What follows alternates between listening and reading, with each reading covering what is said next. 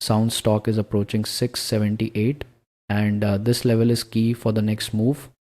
Recently, price has been in a strong downtrend with consistent lower highs, dropping from the 730 zone down to 605, where we saw a bounce and now a sharp push back up. Right now, price is testing resistance after that strong recovery move. Key levels to watch are 678 as immediate resistance and 605 as support, with a higher resistance at 730.